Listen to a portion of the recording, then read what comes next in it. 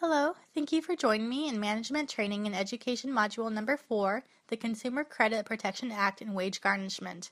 My name is Lindsay Nolan, Vice President of Human Resources, and I will be guiding you through the module.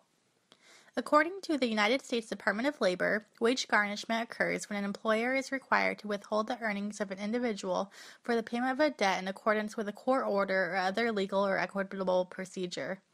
An employer is prohibited from discharging an employee because his or her earnings have been subject to garnishment.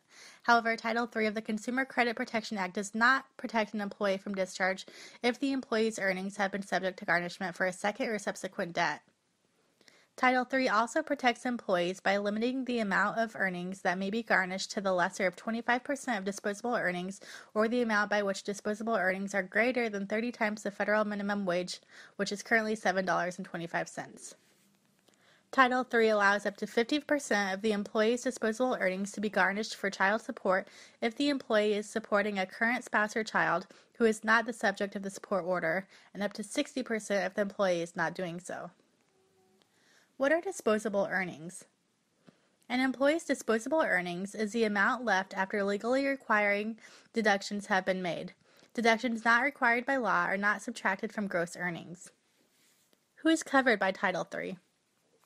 Title III applies to all employers and individuals who receive earnings for personal services, including wages, salaries, commissions, bonuses, and periodic payments from a pension or retirement program, but ordinarily does not include tips.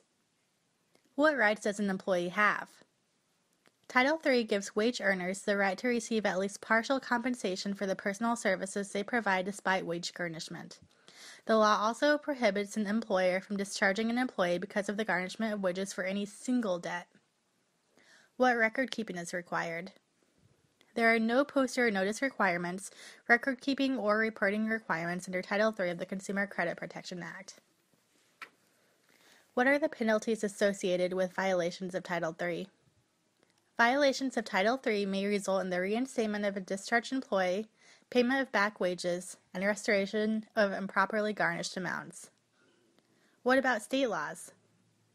If a state wage garnishment law differs from Title III, the employer must observe the law resulting in the smaller garnishment or prohibiting the discharge of an employee because his or her earnings have been subject to garnishment for more than one debt.